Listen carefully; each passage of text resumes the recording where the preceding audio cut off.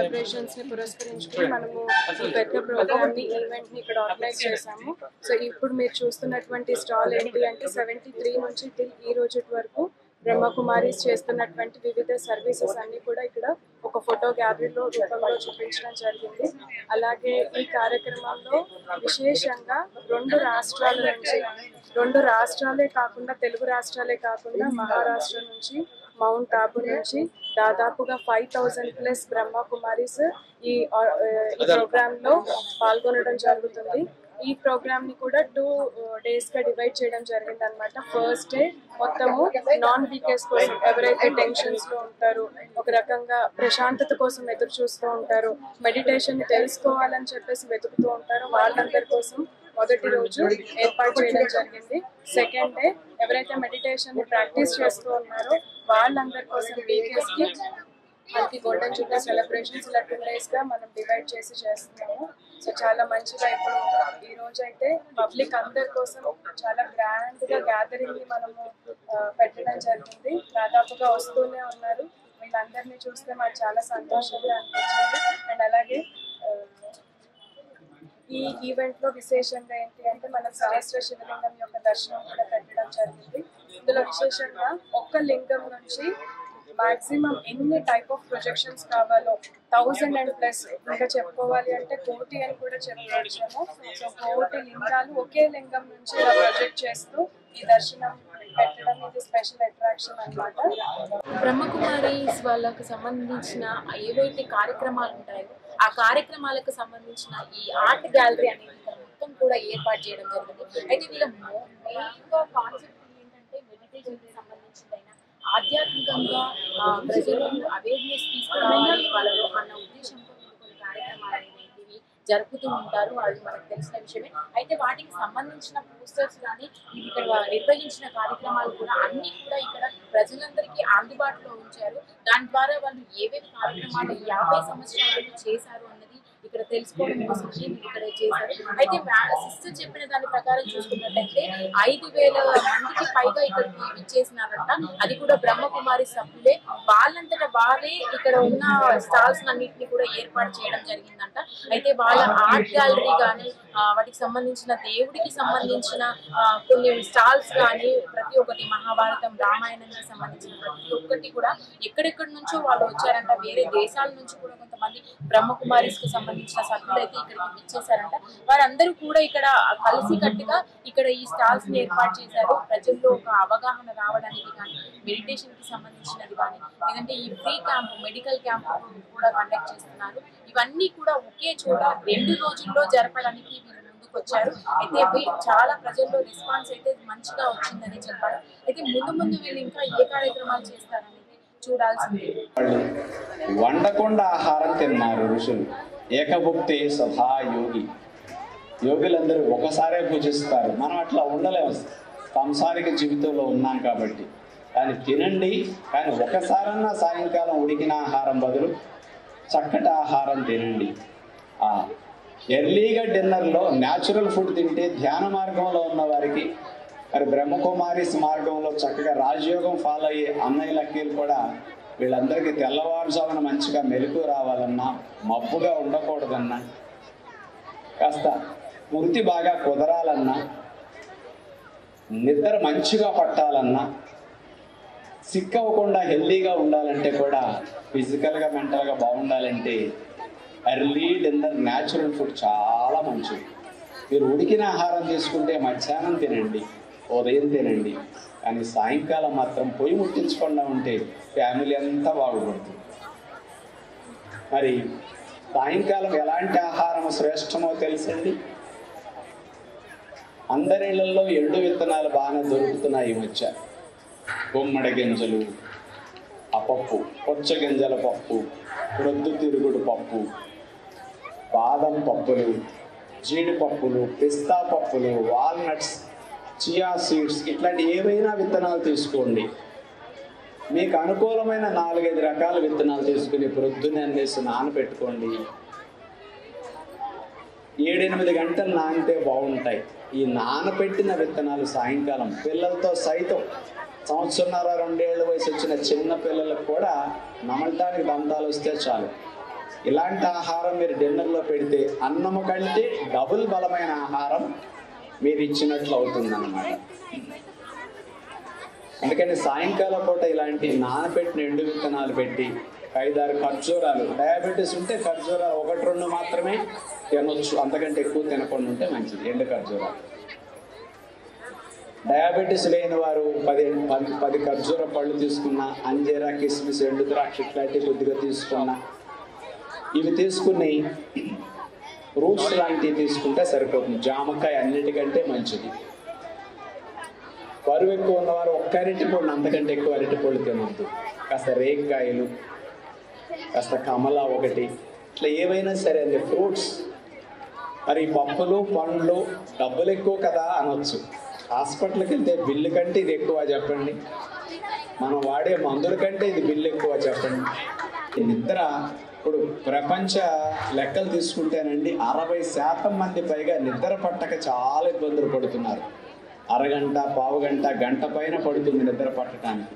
పట్టినా మెలకు వస్తే మళ్ళా పట్టట్లేదు. అందుకే నిద్ర లేక సమస్యలు ఎక్కువ అవుతున్నాయి. అట్లాగే చాలా మందికి ఈ బరువు పెరగటానికి, బొజ్జ పెరగటానికి కూడా ప్రొద్దుపోయి తినడం ఒక ప్రధాన కారణం. మరి సాయంకాలం మీరు పెందల కడే తినేస్తే బొజ్జలు తగ్గుతాయి, బరువు భలే తగ్గుతుంది, ఇమ్యూనిటీ 3-4 రెట్లు మీకు పెరుగుతుంది. ఇప్పుడు కోవిడ్ వైరస్ అయిపోయింది, వ్యాక్సినేషన్ తీసుకున్నాం అనుకుంటున్నారు. ఇప్పుడు JN1 వైరస్ కొత్తగా మొదలైనంత ప్రమాదం కాదు. ఇది మళ్ళీ అప్గ్రేడ్ అయ్యి ఇంకొక రకంగా మారి వస్తే ఈ వ్యాక్సిన్ కూడా పనిచేయకపోవచ్చేమో అని డౌట్ ఉంది. మళ్ళీ కొత్త రకం వైరస్ వస్తే వ్యాక్సిన్ కనిపెట్టడానికి ఇంకా ఎన్నో నెలలు పడతాయి. మరి ఈలోప ప్రమాదాలు. అది ఇమ్యూనిటీ పెరిగితే మీరు రక్షించబడతారు. అలా ఇమ్యూనిటీ పెరగడానికి ఎర్లీ డిన్నర్ తిరుగులేని రహస్యం. అలాగే ఉదయం పూట సుఖ విరోచనం అవటానికి కానీ, ఆకలి బాగా అవటానికి కానీ, అరుగుదల బాగా ఉండటానికి కానీ, మీకు ఆయుష్ పెరగటానికి కానీ, మీ ఎనర్జీ లెవెల్స్ పెరగటానికి కానీ ఎర్లీ డిన్నర్ ఎంతగా పనికొస్తుందో. ఎర్లీగా తినేసి మీరు కనుక రెస్ట్ ఇస్తే మీ అవయవాలన్నీ నెక్స్ట్ డే పనిచేయడానికి రీఛార్జ్ అవుతాయి. అంటే సెల్ ఫోన్ వాడుకుంటున్నాం, సాయంకాలానికి బ్యాటరీ తగ్గుతుంది, నైట్కి ఇంకా తగ్గుతుంది, రాత్రికి రీఛార్జ్ చేసుకుంటాం, నెక్స్ట్ డే మళ్ళీ సెల్ ఫోన్ వాడుకోవటానికి పనికొస్తుంది రీఛార్జ్. మరి శరీర అవయవాలు కూడా సెల్ ఫోన్ బ్యాటరీ లాంటివి, ప్రతిరోజు వాడుకోవాలి, మళ్ళీ రీఛార్జ్ చేయాలి. మరి ఆ రీఛార్జ్ రెస్ట్. అందుకని ఎర్లీగా తినేస్తే ఎక్కువ రీఛార్జ్ అవుతాయి. అందుకని మీరు ఏది ఫాలో అయినా ఫాలో అయిపోయినా సందేహమే అక్కర్లేదు. ఇక అంత మంచి ప్రిన్సిపల్. అంచేత 6 గంటల నుంచి 7 గంటల లోపల ఎక్కడున్నా సరే, ఇప్పుడు నేను వచ్చేటప్పుడు ఈవినింగ్ 6కి ఇక్కడ క్లాస్ అయ్యాక విజయవాడ వెళ్ళిపోతాను. డిన్నర్ తింటానని నట్స్ తెచ్చుకున్నాం, ఫ్రూట్స్ కార్లో పెట్టుకొచ్చాం. అంటే 7 దాటితే అట్లాగే ఉండిపోతాయి, తినం కూడా వాటిని మళ్ళా. అంటే ఎక్కడికి వెళ్ళినా మన ఫుడ్ మనం పట్టుకెళ్ళవచ్చు. ఆరోగ్యంగా ఉండాలంటే మన జీవితాన్ని ఎదుటి వాళ్ళ చేతిలో పెట్టొద్దు, ఎదుటి వాళ్ళ శాసించినట్టు మనం మారొద్దు. వాళ్ళు తినేయమన్నారు నేను తింటాను, వాళ్ళు మర్యాద చేశారు నేను కాఫీ తాగుతాను, వాళ్ళు మర్యాద చేశారు నేను మందు తాగుతాను, వాళ్ళు ఏమైనా అనుకుంటారు కాబట్టి 10ంటికి 9ంటికి తింటాను. ఎదుటి వారి కోసం మన జీవితాన్ని పణంగా పెడితే చాలా కోల్పోతాం. అందుకని మన కోసం, మన జీవితం కోసం, మన ఆరోగ్యంగా ఉండటం, ఆనందంగా ఉండటం కోసం మనం కొన్ని నియమనిష్టలు పెట్టుకుని మనం కఠినంగా ఉంటే తప్ప ఆరోగ్యం రాదు. అంచేత ఏది ఆచరించినా ఆచరించకపోయినా ఎర్లీ డిన్నర్ ఒకటి చేస్తే మంచిదని ప్రిన్సిపల్ పెట్టుకోండి. 6 to 7 న్యాచురల్ ఫుడ్ తినండి. వండిని ముట్టకుండా ఉంటే మంచిది. కావాలంటే ఆదివారం నాడు 1 రోజు తినండి తప్ప, సోమవారం నుంచి శనివారం కన్నా 6 రోజులన్నా న్యాచురల్ ఫుడ్ తినే ప్రయత్నం చేయండి, బాగుంటుంది. మరి 6ంటికి తింటాం, 7లోపు తింటాం కుదరకపోతే ఎన్నింటికి తినాలి? 8. జరుపుకెళ్ళండి, నష్టం నాకా ఏంటి? 6ంటికి తింటాం కుదరకపోతే కనీసం 4:30, 5ంటికన్నా తినండి, కానీ ఇటు జరపండి అటు జరపద్దు. ఇప్పుడు ఈరోజు నా డిన్నర్ ఎప్పుడైందో తెలుసా? ఇక్కడికి వచ్చినందుకు మన సెంటర్లో కూడా నాకు ఉప్పులేని భోజనం చేశారు. నేను మామూలుగా 2ంటికి 2:30కి లంచ్ తిన్నాం, అదే డిన్నర్గా తినేసాం. అంటే 2ంటికి తింటే ఈవినింగ్ 6కి ఆకలి అవ్వదు. ఈరోజు 2:30కి తిన్నది నెక్స్ట్ డే 11 వరకు మేము నోరు తెరవం మళ్ళా. అంటే ఇట్లా చిన్న చిన్న నియమాలు జీవితంలో ఎంత ఆరోగ్యంగా ఉండేటట్టు సహకరిస్తాయి అంటే అనుభవిస్తే కానీ తెలియదు. నేను ఒక్కటి మీకు అందరికీ రిక్వెస్ట్ చేస్తున్నాను. చాలామంది యూట్యూబ్లో ఆరోగ్యం గురించి చెప్తారు, టీవీలో ఎంతోమంది ఆరోగ్యం గురించి మాట్లాడతారు. ఏ ఒక్కరికి ఆరోగ్యంగా ఉంటే ఎలా ఉంటుంది ఎక్స్పీరియన్స్ ఉండదు. మాటలు చెప్పొచ్చు, అనుభవిస్తే తెలుస్తుంది ఆరోగ్యం. ఇప్పుడు తిరుపతి లడ్డు ఇతర లడ్డుల కంటే ఎంత బాగుంటుంది అనుభవించిన వాళ్ళకి తెలుస్తుంది. తిరుపతి లడ్డు ఎప్పుడు తినలేదు, మీ ఊర్లో దొరికే లడ్డు తిని ఇదే బ్రహ్మాండంగా ఉందనుకుంటే ఎట్లా?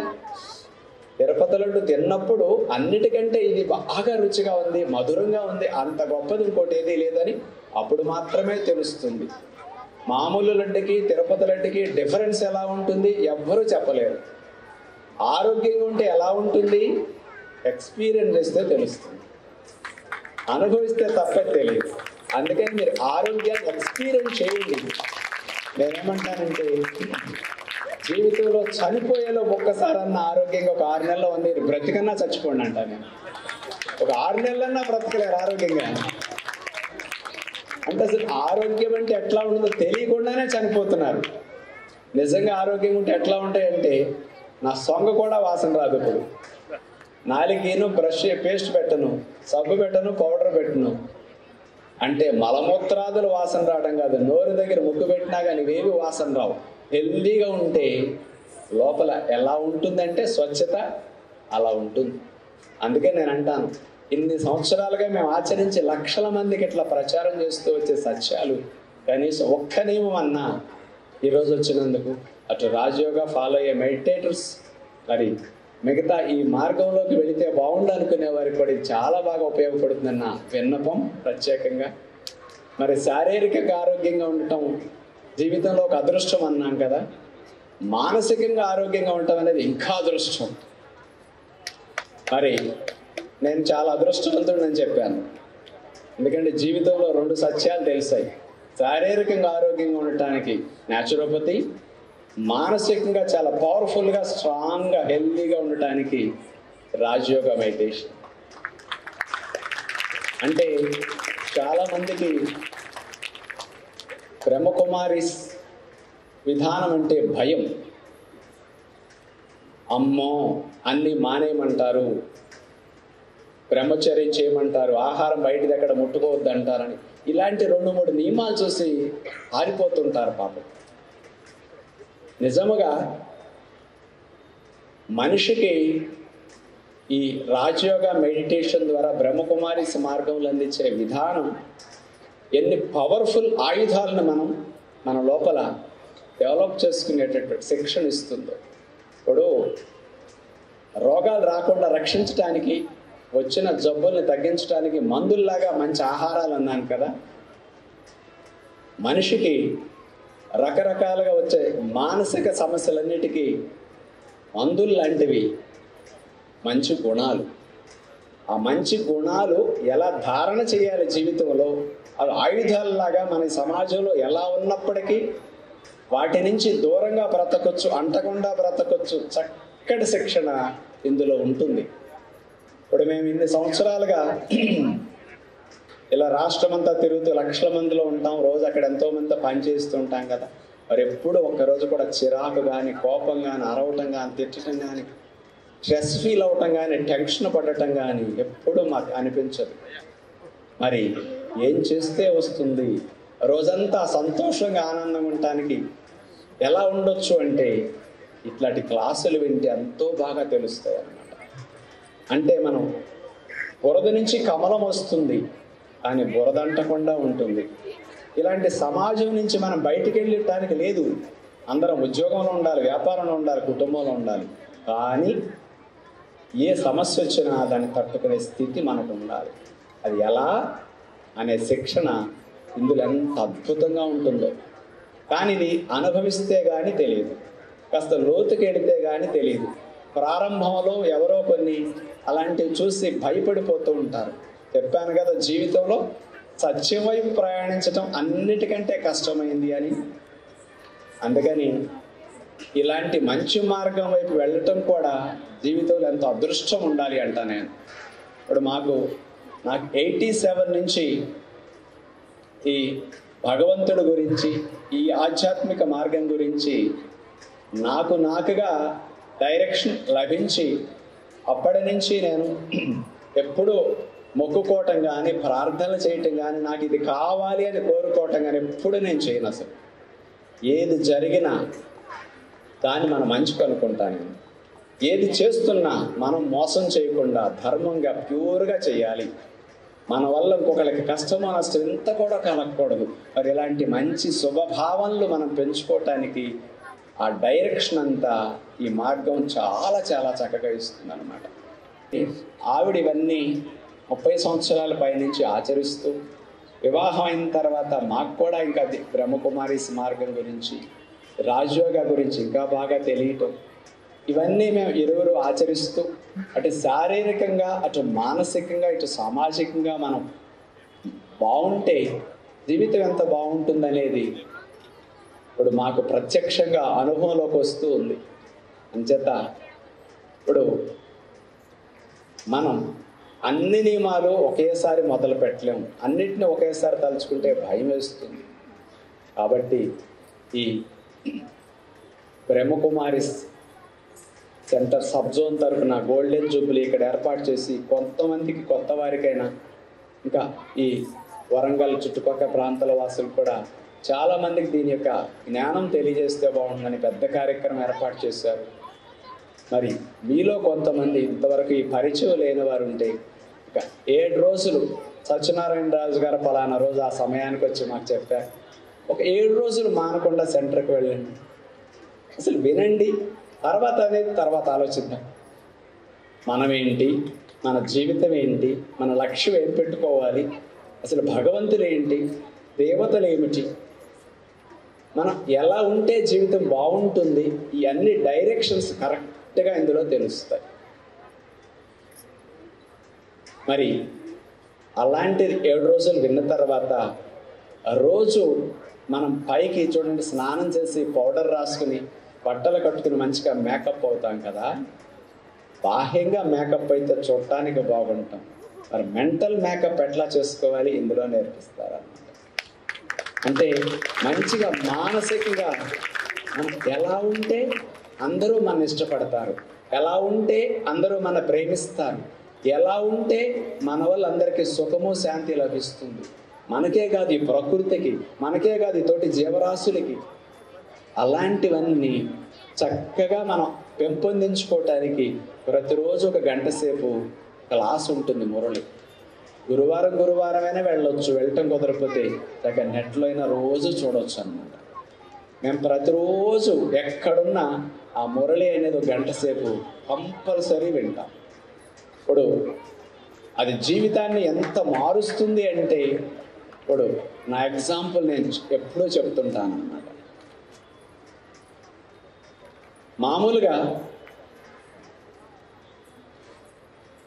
ఈ విజయవాడ ఆరోగ్యాలయంలో 600 మంది పనిచేస్తుంటారు అక్కడ సిబ్బంది. మరి చాలామంది అంటుంటారు, రాజుగారు మరి ఇంతమంది పనిచేస్తున్నారు కదా, ప్రొద్దుడి నుంచి మీరు సాయంకాలం దాకా అంతమంది 600 మంది సాధకులు మీలాంటి వాళ్ళు ఉంటారు, అంతమంది స్టాఫ్ పనిచేస్తారు కదా, ఎప్పుడన్నా మరి మీ కొద్దిగా స్ట్రెయిన్ అయినట్టు, స్ట్రెస్ అయినట్టు, కొంచెం డిస్టర్బ్డ్గా ఉన్నట్టు కూడా కనపడరు ఏంటండి? మరి ఇంత కూల్గా కామ్గా ఎంతమంది ఉంటే కూడా ఎట్లా ఉంటారు అంటే, అలాంటిది ఇది తెలిస్తే వస్తుంది.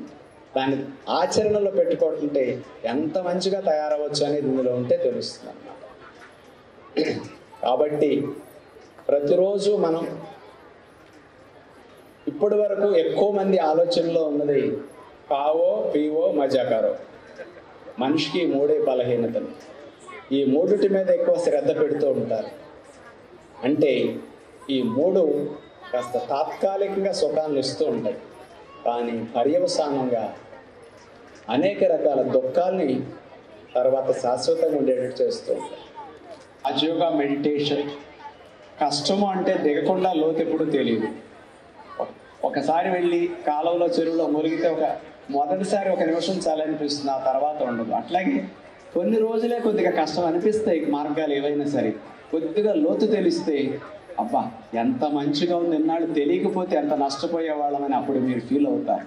అందుకని కనీసం మన జీవితం ఆరోగ్యంగా ఆనందంగా ఉండటానికి ఇటు ఆహార నియమాలు అటు మెడిటేషన్ ఎంతగానో ఉపయోగపడుతుంది.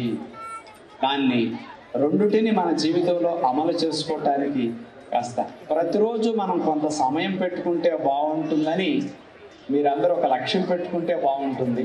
మరి నేను 2024 సంవత్సరం నుంచి ఒక లక్ష్యం పెట్టుకున్నాను. 30 ఏళ్ళు చదువుకోవటము ఉద్యోగం చేయటంతో అయిపోయింది.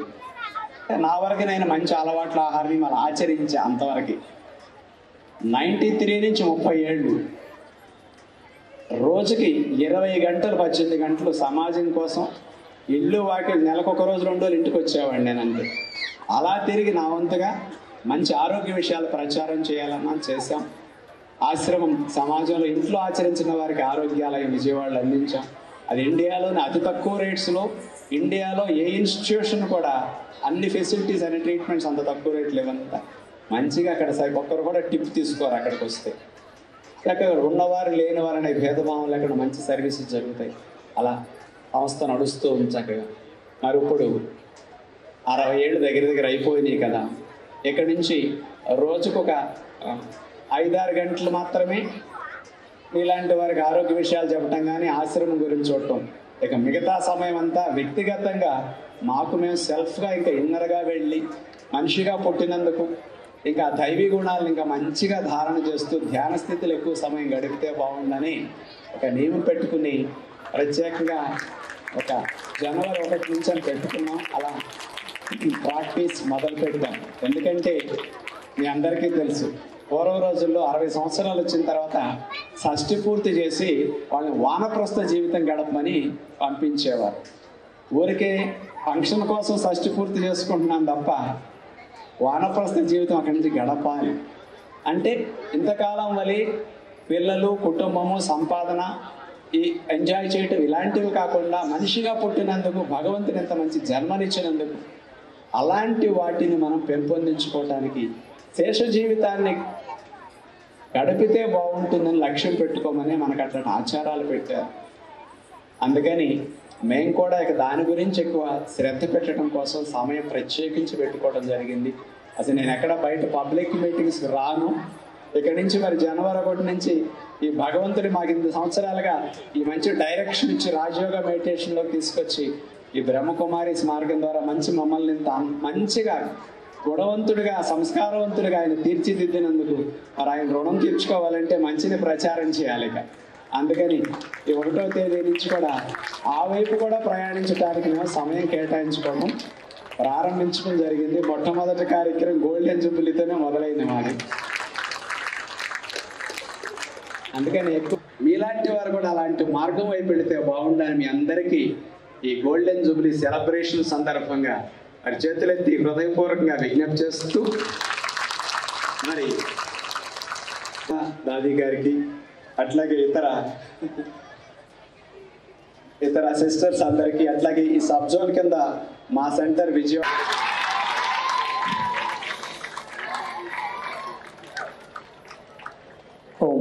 ఆసనాలు చేశారు. బాగుంది అందరు కొంతమంది చేశారు కదా, చాలా బాగా చేశారు. సార్ నమస్తే అండి. మీకు ముందుగా సుమన్ టీవీ వరంగల్కి స్వాగతం.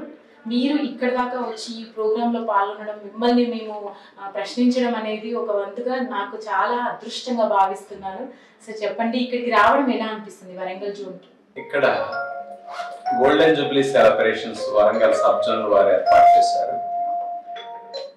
నేను అట్లాగే మా శ్రీమతి విశాల్ గారు కూడా రాజయోగ మెడిటేషన్ 30 సంవత్సరాల పైనుంచి ప్రారంభించి ఆచరిస్తూ ఉంటాం.